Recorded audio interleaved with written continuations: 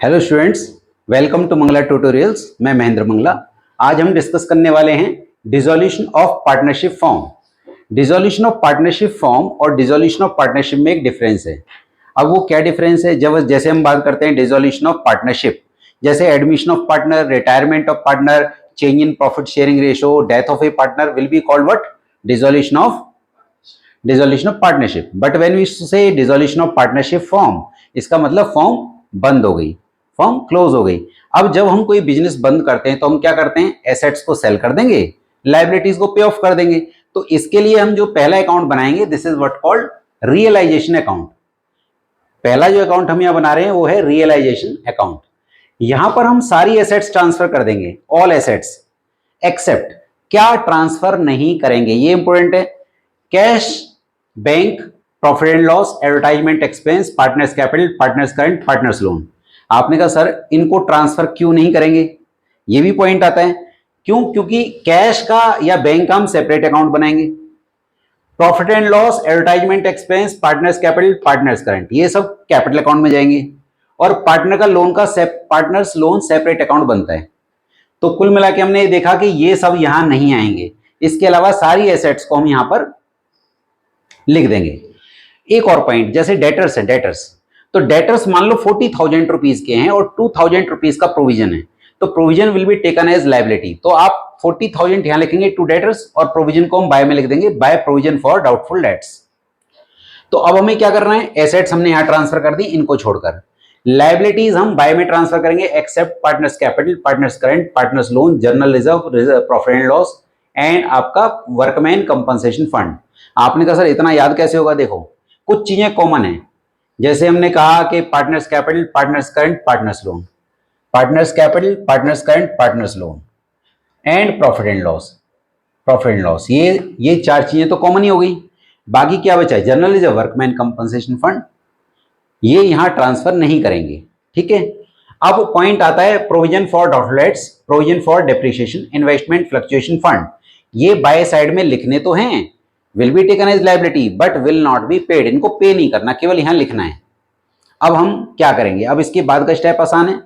आपको क्या करना है? अगर एसेट्स की दो चॉइस होंगी, पहली एसेट्स की चॉइस होगी क्या कि या तो एसेट्स सेल ऑफ हो जाएगी। जब कोई फर्म बंद होती है तो दो चॉइस होती है एसेट्स के साथ, या तो एसेट्स को सेल ऑफ कर देंगे या वो एसेट कोई पार्टनर टेक ओवर कर लेगा। टेक ओवर का मतलब क्या रहेगा? ये वाली एसेट मैं ले लूंगा। तो हमें क्या करना है? अगर वो बिक जाएगी तो क्या करेंगे? बाय बैंक, ब्रैकेट में एसेट्स रियलाइज्ड। अब वो एसेट चाहे रिकॉर्डेड हो चाहे अनरिकॉर्डेड हो। तो जैसे फर्नीचर है वो कितने में बिका, मशीन है कितने में बिका, बिल्डिंग है कितने में बिका। आपने कहा सर मान लो फर्नीचर है 10,000 रुपए का और बिका है 9,000 रुपए में, तो आपको 9,000 रुपए लिखना है। अगर वो 10,000 का है और 12,000 में बिका तो आपको 12,000 लिखना है। एक और पॉइंट, अगर किसी टेंजिबल एसेट को आपने यहां लिखा है पर क्वेश्चन साइलेंट है कि वो बिकी या नहीं बिकी, तो उसको आप खुद बेच दीजिए बुक वैल्यू पे। बट अगर वो इंटेंजिबल एसेट है जो कि हमने यहां तो लिखी है, जैसे goodwill, patent, copyright, trademark, prepaid expenses etcetera, वो यहां तो लिखे हैं बट उनको पे ऑफ करने के लिए, मतलब सेल ऑफ करने के लिए क्वेश्चन साइलेंट है, तो आप उसको साइलेंट ही रहने दीजिए, आप सेल ऑफ मत कीजिए। मतलब टेंजिबल को तो बेचना है, चाहे क्वेश्चन कहे या ना कहे। इनटेंजिबल को तब तक नहीं सेल करेंगे जब तक क्वेश्चन ना कहे। आपने कहा सर अगर क्वेश्चन कह रहा है कि बेच दिया तो बेच दो, मान लो कह रहे हैं गुडविल बेच दी तो बेचिए, कोई प्रॉब्लम नहीं है। पर अगर चुप है तो चुप रहिए, पर टेंजिबल पे चुप नहीं रहना है, टेंजिबल एसेट को बेचना ही है। आपने कहा सर मान लीजिए फर्नीचर का पार्ट ऑफ द फर्नीचर ले लिया किसी पार्टनर ने, उसके बारे में क्वेश्चन ने बोल दिया पार्ट ऑफ द फर्नीचर के बारे में, पर रिमेनिंग फर्नीचर के बारे में क्वेश्चन चुप है, तो उसे भी आपको सेल ऑफ करना पड़ेगा रिमेनिंग को बुक वैल्यू पे। मान लो 60% उसने ले लिया, 40% बच गया, तो 40% को आपको खुद बेचना है क्योंकि वो टेंजिबल है। दूसरा चॉइस क्या है कि उस एसेट को कोई पार्टनर ले लेगा, तो बाय पार्टनर्स कैपिटल और ब्रैकेट में एसेट टेकन, बस ये तो ये साइड आ गया। अब वो एसेट चाहे रिकॉर्डेड हो चाहे अनरिकॉर्डेड हो। इधर आ जाइए, लायबिलिटी को आपको पे ऑफ करना है चाहे क्वेश्चन कहे या ना कहे। तो यहां पे जब हम लायबिलिटीज को पे ऑफ करेंगे तो सारी लायबिलिटीज यहां लिखने के बाद यहां पे पे ऑफ हो जाएंगी। Creditors, Mrs A's loan, bills payable, question कहे या ना कहे आपको पे ऑफ करना है। एंड उसके बाद हम क्या करेंगे? अब जिस तरीके से एसेट्स या तो बिकेगी या पार्टनर ले लेगा, ऐसे ही लायबिलिटी या तो पे ऑफ करेंगे या उस लायबिलिटी को कोई पार्टनर ले लेगा। तो जब कोई पार्टनर लेगा तो टू पार्टनर्स कैपिटल ब्रैकेट में लायबिलिटी टेकन। अब पॉइंट आता है कि कोई एक्सपेंस होता है रियलाइजेशन का, तो क्या एंट्री बनाएंगे, टू बैंक ब्रैकेट में एक्सपेंस। अब एक बार कंक्लूड कर देता हूं, एसेट्स यहां ट्रांसफर करी इनको छोड़कर, लायबिलिटी यहां ट्रांसफर करी इनको छोड़कर, इसका इस अकाउंट का नाम है रियलाइजेशन अकाउंट। ये तीन चीजें, provision for outlets, provision for dep, investment fluctuation fund, यहां लिखेंगे, पे ऑफ नहीं करेंगे। बाकी ये जो सारी एसेट्स हैं हमने या तो सेल ऑफ की हैं या पार्टनर ने लिया है। अब अगर ये क्रेडिट साइड ज्यादा है तो यहाँ डेबिट में क्या आएगा, टू प्रॉफिट, और अगर डेबिट साइड ज्यादा है तो क्रेडिट साइड में क्या आएगा, बाय लॉस। अब ये कहां ट्रांसफर होगा, पार्टनर के या तो कैपिटल में या पार्टनर के, मतलब कैपिटल में ही ट्रांसफर होगा, पर किस रेशो में होगा, इन द गिवन रेशो। अगर रेशो गिवन नहीं है तो इक्वल। ठीक है, इस अकाउंट के बनाने के बाद हम बनाएंगे partner loan account, partners loan account. ये लायबिलिटी साइड वाला होगा पार्टनर का लोन अकाउंट। ठीक है, अगर पार्टनर का लोन लायबिलिटी साइड में दे रखा है तो हमें क्या करना है, बाय बैलेंस ब्रॉट डाउन, और हम उसको यहां मान लीजिए 10,000 है। अब क्वेश्चन साइलेंट है कि हमें इस लोन का क्या करना है, तो हम उसको टू बैंक करके पे कर देंगे, टू बैंक, और वो पेमेंट हो जाएगा। डन। नेक्स्ट है partners capital account, capital account. Partner के कैपिटल अकाउंट में हमें क्या करना है, जैसे मान लो यहां तीन पार्टनर हैं,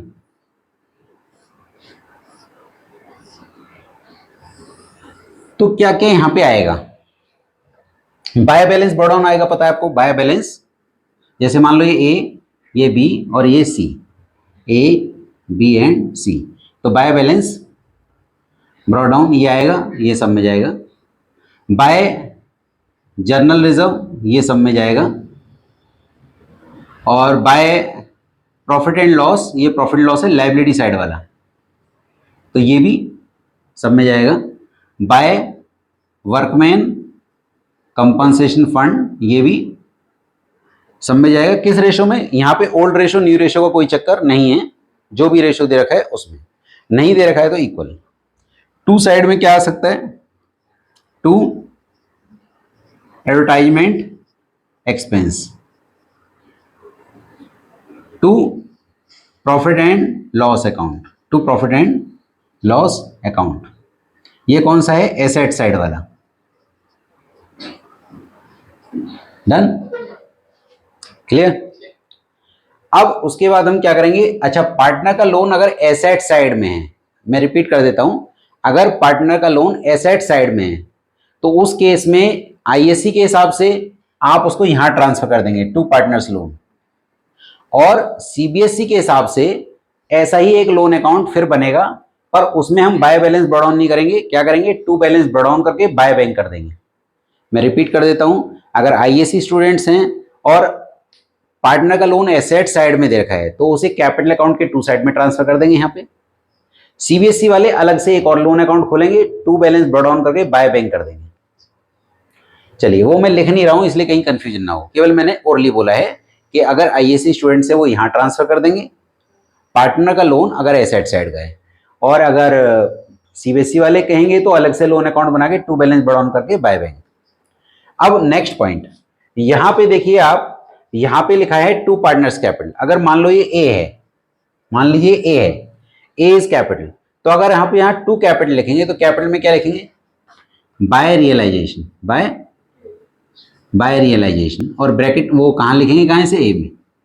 मान लीजिए ये जो मैंने बाय पार्टनर्स कैपिटल लिखा है, मान लीजिए बी है, मान लीजिए अज्यूम कर रहे हैं, तो अगर आप यहां बाय कैपिटल लिखेंगे तो कैपिटल में क्या लिखेंगे आप, टू रियलाइजेशन, टू रियलाइजेशन।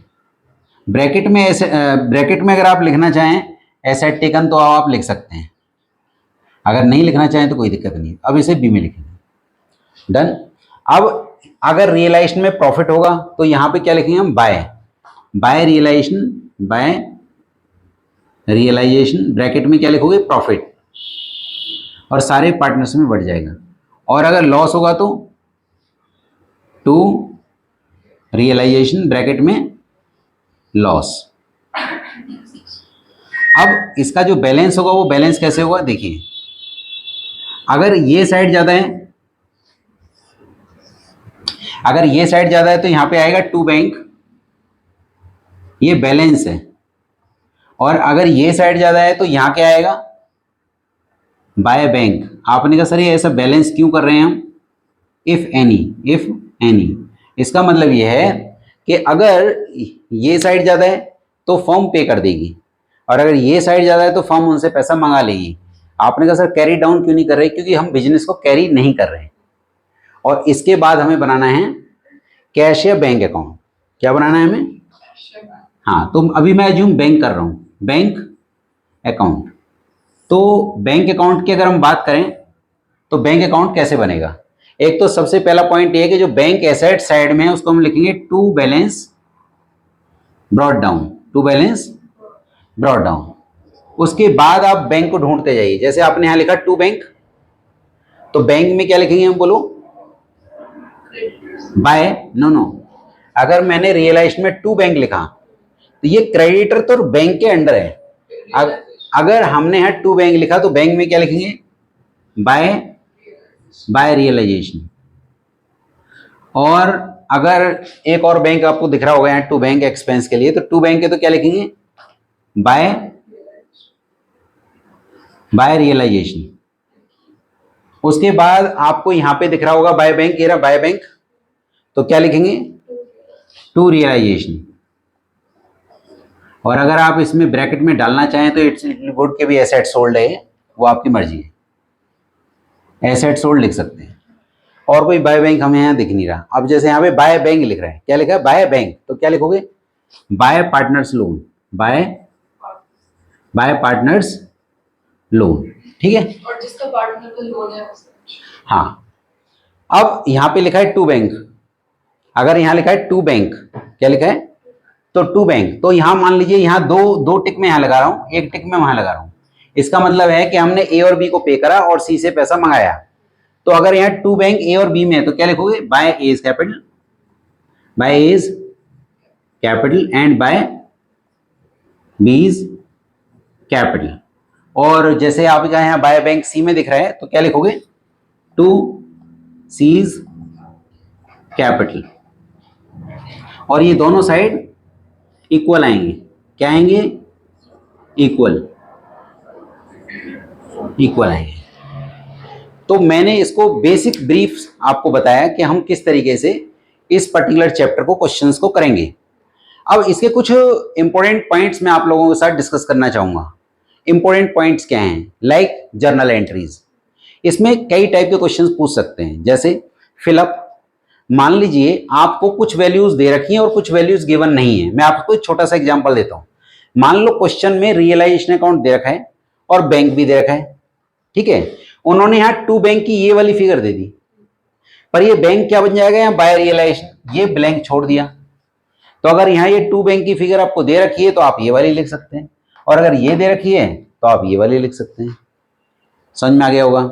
तो फिलअप्स को कैसे करना है। और एक और पॉइंट, जर्नल रिजर्व। मान लीजिए यहां जर्नल रिजर्व दे रखा है, ध्यान से सुनिएगा इस पॉइंट को। ये अब सीबीएसई तो पूछता ही है, आईएससी भी अब कॉम्पिटेंसी बेस्ड क्वेश्चंस इस साल से पूछेगा। तो अब हम देखिए, जैसे जर्नल रिजर्व की 3 वैल्यूज हैं, मैं आपसे पूछता हूं, मान लीजिए रेशो इनका है 3:2:1। मान लीजिए जर्नल रिजर्व में केवल बी की वैल्यू गिवन है हमें। मान लीजिए बी की वैल्यू है 20,000। अब आपको मुझे ए और सी की वैल्यू पे डैश लगा हुआ है, तो आप कैसे फिल करेंगे बताइए। आपको बी और सी, ए और सी की वैल्यू फिल करनी है, और इनका रेशो 3:1 है। आपको पता है यहाँ ओल्ड रेशो न्यू रेशो का कोई चक्कर नहीं है, गिवन रेशो में बंटना है। कैसे बांटोगे बताओ। 20,000 ले हाँ, जैसे ये बी का शेयर है तो बी का शेयर कितना है यहाँ पे 2/6। तो आपको क्या करना चाहिए, 20,000 इंटू 6/2। ये 2/6 है, उल्टा कर दीजिए 6/2, दैट कम 60,000। ये पूरे फर्म का रिजर्व आ जाएगा। अब पूरे फर्म के रिजर्व को आप 3:2:1 में, तो 3/6 कितना आ जाएगा, 30,000। तो इसको क्या लिखोगे आप, 30,000, और इसको कितना लिख दोगे, 10,000। तो इस तरीके से आप वैल्यूज को फिल कर सकते हैं। तो फिलअप के क्वेश्चन आ सकते हैं। इसके अलावा जो क्वेश्चंस आ सकते हैं वो है जर्नल एंट्रीज के। क्या, जर्नल एंट्री के क्वेश्चन आ सकते हैं। तो जर्नल एंट्री क्वेश्चन आपको यूजुअली अगर आप वहां पे ये सोच के जर्नल एंट्री बनाएंगे कि इसकी कैपिटल को डेबिट क्यों कर रहे हैं, क्रेडिट क्यों कर रहे हैं, तो इट विल टेक टाइम। तो अगर आपको लेजर याद हो गया है तो आप बहुत इजीली एंट्री बना सकते हैं। आप क्या कर सकते हैं, स्काई इमेजिनेशन। स्काई इमेजिनेशन का मतलब जैसे मान लीजिए आपने एक इमेजिनेशन बनाई कि मेरा यहाँ पे रियलाइजेशन अकाउंट है और इसके बाय साइड में वो जाएगी। मान लो किसी पार्टनर ने एसेट ली तो मैंने एज्यूम करा ये बाय साइड में जा रहा है, तो बाय साइड में जाने वाली फिगर को हम पहले बोलते हैं। जैसे मान लो एक पार्टनर ने एसेट ले ली, बी ने ले ली, तो मुझे पता है बाय बीस कैपिटल आना है, तो इसकी जर्नल एंट्री बहुत क्विकली बनानी है, तो एंट्री बन जाएगी बीस कैपिटल टू रियलाइजेशन। मन में सोच के बना सकते हैं आप। जैसे मान लो एसेट सोल्ड हुई, तो इस चैप्टर में सारी एसेट्स रियलाइजेशन में ट्रांसफर हो चुकी हैं, तो आप उसको एसेट नहीं बोलोगे, क्या बोलोगे, रियलाइजेशन। तो अगर बिकी है तो आपको पता है कि ये बाय बैंक आएगा, तो एंट्री बन जाएगी बैंक टू रियलाइजेशन। एक और पॉइंट बहुत इंपॉर्टेंट है जो मैं डिस्कस करना चाहूंगा कि कभी भी जब हम जर्नल एंट्री बनाएंगे तो आपको ये देखना है कि फर्म का एक्सपेंस है तो रियलाइजेशन डेबिट होगा, और फर्म ने पे करा तो टू बैंक क्रेडिट होगा। रियलाइजेशन कब डेबिट होगा जर्नल एंट्री में, रियलाइजेशन डेबिट होगा expense of firm, expense of firm. अगर फर्म का एक्सपेंस है तो क्या होगा, रियलाइजेशन अकाउंट डेबिट होगा। रियलाइजेशन अकाउंट क्या होगा, हमेशा डेबिट होगा। और if paid by firm, if paid by firm, अगर फर्म ने पे करा है तो टू बैंक क्रेडिट होगा, ये पक्का है। जर्नल एंट्री में यूज करिएगा आप। मैं एग्जांपल देता हूं, मान लीजिए क्वेश्चन में लिखा है realisation expenses were 6000 were paid by A. Realisation expenses 6000 were paid by mister A, partner हैं। तो अब यहां कहीं मैंने इस स्टेटमेंट में बोला कि एक्सपेंस किसका है, नहीं बोला, केवल ये बोला कि फर्म मिस्टर ए ने पे करा। तो अगर क्वेश्चन साइलेंट है कि वो एक्सपेंस है किसका, तो हम मानेंगे फर्म का है, तो रियलाइजेशन अकाउंट डेबिट हो जाएगा पक्का। अब मैंने क्या ये बोला कि फर्म ने पे करा, नहीं, मैंने बोला ए ने पे करा, तो अब टू बैंक नहीं हो सकता, तो एंट्री क्या बनेगी, realisation to A is capital. Clear. अगर क्वेश्चन ये कह रहा है कि expenses which were to be borne by mister A were paid by mister A, no entry. A का खर्चा था, ए ने पे करा, फर्म क्यों लिखे। बट अगर बी का खर्चा ए पे कर दे, खर्चा बी का था और वो ए पे कर दे, तो बी का खर्चा है तो, और पे कौन कर रहा है, ए, तो ए की कैपिटल को बढ़ा दीजिए, ए को क्रेडिट कर दीजिए और बी को डेबिट कर दीजिए, बी टू ए हो जाएगा। एक और पॉइंट, अगर कोई क्रेडिटर एसेट ले लेता है, क्रेडिटर एसेट ले लेता है तो उसकी कोई एंट्री नहीं है, सेटलमेंट में हो जाता है। तो अगर कोई क्रेडिटर एसेट लेता है तो नो एंट्री। आपने कहा सर क्यों, क्योंकि हम एसेट्स को रियलाइजेशन मान चुके हैं, लायबिलिटीज को भी रियलाइजेशन मान चुके हैं, तो आपस में सेटल हो रहे हैं, तो कैंसिल। मतलब हम उस वाली एसेट को बेचेंगे नहीं और उस वाली लायबिलिटी को पे नहीं करेंगे, एंट्री नहीं बनेगी। मतलब यहां ट्रांसफर कर चुके हैं एसेट्स को, यहां लायबिलिटीज को ट्रांसफर कर चुके हैं, ये हम कर चुके हैं। नीचे लिखा है कि creditors of 50,000 took the machine of 60,000 in settlement. तो ना तो उस एसेट को बेचिए ना उस लायबिलिटी को पे कीजिए, सिंपल है, तो उसकी कोई एंट्री नहीं बनेगी। हाँ बताइए। कई बार क्वेश्चन में ना सेटलमेंट लिखा होता है और नीचे वाले पॉइंट में फुल सेटलमेंट लिखा होता है। नहीं, सेटलमेंट और फुल सेटलमेंट एक ही माना जाएगा, सेटल तो हो गया है वो। पॉइंट ये है कि मान लो क्रेडिटर 60 के थे, उसमें से 50 के क्रेडिटर्स ने सेटलमेंट में ले लिया एसेट तो 50 के क्रेडिटर्स खत्म, बाकी जो 10,000 के क्रेडिटर्स बचेंगे उनको पे करना पड़ेगा, एंट्री बनेगी रियलाइजेशन टू बैंक 10,000। एक तो ऐसा क्वेश्चन भी पूछा, सीबीएसई में पूछा गया कि क्रेडिटर्स 50 के थे, उन्होंने 60,000 की एसेट ले ली, 50 के क्रेडिटर्स ने 60 की एसेट ले ली पर फुल सेटलमेंट वर्ड नहीं लिखा, तो उल्टा वो 10,000 रुपए हमें देंगे, तो वो बाय बैंक 10,000 आएगा। क्रेडिटर तो 50 के थे पर एसेट 60 में लिए उन्होंने, 60 की वैल्यू के लिए, पर फुल सेटलमेंट वर्ड नहीं लिखा है, तो फिर बाय बैंक 10,000 उल्टा हम मंगाएंगे। एक और पॉइंट, कई बार हमारी एंट्री लोन अकाउंट के थ्रू भी आ जाती है। कैसे, मान लीजिए यहां 10,000 रुपए और हमने पे करे हैं 9,000 रुपए, तो क्वेश्चन कह रहा है कि हमने लोन के 9,000 पे किए, तो यहाँ पे जो गैप आ जाएगा वो टू रियलाइजेशन आ जाएगा। क्या आ जाएगा, और जो टू रियलाइजेशन आएगा वो ऑटोमेटिकली बाय पार्टनर्स लोन आ जाएगा। यहाँ पे बाय पार्टनर्स लोन 1,000 रुपए। आपने कहा सर अभी तो आप मना कर रहे थे कि पार्टनर का लोन नहीं आएगा, सर्टेन सर्कमस्टांसेस में आ सकता है। आपने कहा सर फिर ये तो ये भी हो सकता है कि 10 है और हमने 12 पे कर दिया, तो 2000 बाय में आ जाएगा, बाय रियलाइजेशन। तो अगर बाय रियलाइजेशन होगा तो 2 पार्टनर्स लोन आ सकता है। नेक्स्ट पॉइंट, अब बात हम करते हैं वर्कमैन कंपनसेशन फंड की। बहुत ध्यान से समझिएगा, वर्कमैन कंपनसेशन फंड में जो ट्रीटमेंट है वो एडमिशन, रिटायरमेंट, चेंज और डेथ से बिल्कुल अलग हैं। ध्यान से सुनिएगा इसका। मैं आपको 5 या 6 केसेस बता रहा हूं, हो सकता है बुक में सारे केसेस आपको ना मिले, तो मैं केवल ओरली डिस्कस कर रहा हूं आप लोगों के साथ। समझने की कोशिश करिएगा, रटने का कोई जरूरत नहीं है। मान लो फंड में 50,000 रुपीज है, कितने? 50, कोई इंफॉर्मेशन नहीं है, तो आप वर्कमैन को कहां बांट देंगे? बाय साइड में, बस ओवर। बट अगर फंड में 50 है और क्लेम 10,000 रुपए का आ जाए तो कितना बांटेंगे? यहां 40, 40,000 तो बांट दीजिए, 10,000 अब क्लेम आ गया है। तो इस चैप्टर में हम क्या करते हैं कि अगर कोई लायबिलिटी है तो पहले यहां लिखते हैं, फिर पे करते हैं। तो पहले 10,000 यहां लिखना है, बाय वर्कमैन रिजर्व 10,000, और यहां टू बैंक कर देना है उसको 10,000। जैसे क्रेडिटर्स हम यहां लिखने के बाद पे कर रहे हैं, वैसे ही वर्कमैन हम 10,000 पहले यहां लिखेंगे, उसके बाद हम यहां टू बैंक करके पे करेंगे 10,000। नेक्स्ट, अगर फंड में 50 है और क्लेम भी 50,000 का आ जाए तो यहां तो नहीं बांटेंगे, यहां 50 लिखेंगे और यहां 50 पे कर देंगे। आपने कहा अगर फंड में 50 है और क्लेम 60 का है तो यहां 50 लिखेंगे और यहां 60 पे कर देंगे। आपने कहा अगर फंड है ही नहीं, वर्कमैन फंड है ही नहीं और क्लेम आ जाए तो वो अनरिकॉर्डेड लायबिलिटी माना जाएगा, हम उसको डायरेक्ट पे कर देंगे टू बैंक। तो मैंने आपको सारे केसेस डिस्कस किए हैं। तो इन टोटल आपके ये अकाउंट्स बनेंगे: realisation account, partners loan account, partners capital account and bank account. मेरा मानना यह है कि अगर आपका बहुत बड़ा क्वेश्चन इस तरह से आ जाता है कि जिसमें सब बनाना है, तो आपको सारे फॉर्मेट एक साथ रेडी करके बनाना चाहिए, अदरवाइज आपको बहुत ज़्यादा टाइम लग सकता है। वैसे अब सीबीएसई में पूरा बड़ा क्वेश्चन आने का उम्मीद कम है, क्योंकि 4 या 5 मार्क्स का कुछ क्वेश्चन आता है। तो ज़्यादा से ज़्यादा आपसे पूछ लेंगे या तो realisation account, only realisation account, या केवल जर्नल एंट्री पूछ लेंगे, या केवल आपसे कैपिटल अकाउंट पूछ लेंगे। इवन आईएससी में भी अगर आप पिछले 5 या 6 सालों के बोर्ड क्वेश्चन करके देखते हैं इस डीजो के, तो सफिशिएंट है। मैं कह रहा हूं आप 10 क्वेश्चन कर लीजिए ना, आप 50-60 क्वेश्चन के चक्कर में बिल्कुल मत पड़िए। आईएससी ने भी क्या करा है कि बहुत सिलेक्टेड पूछता है, वो क्या करेगा, कैपिटल अकाउंट बना दो बस, या कैपिटल एंड बैंक बना दो। बच्चे ने क्या सीख रखा है? रियलाइजेशन अकाउंट, तो गया। क्योंकि कैपिटल अकाउंट में बहुत सारे ऐसे पॉइंट्स आएंगे जो, जैसे फॉर एग्जांपल आपको केवल कैपिटल अकाउंट बनाना है, बस केवल कैपिटल अकाउंट। अब इस कैपिटल अकाउंट में उन्होंने एक बात ये भी लिखी है, ए ने फर्नीचर ले लिया। आपने कहा ये तो मैं यहां लिखता हूं भाई, ये तो मैं बाय ए कैपिटल यहां लिखता हूं, या बी ने ले लिया फर्नीचर, मैं बाय बी कैपिटल लिखूंगा, ये तो बनवा नहीं रहे। तो मन में सोचिए कि वहां बाय बी कैपिटल आया होगा तो यहां पर टू रियलाइजेशन आएगा।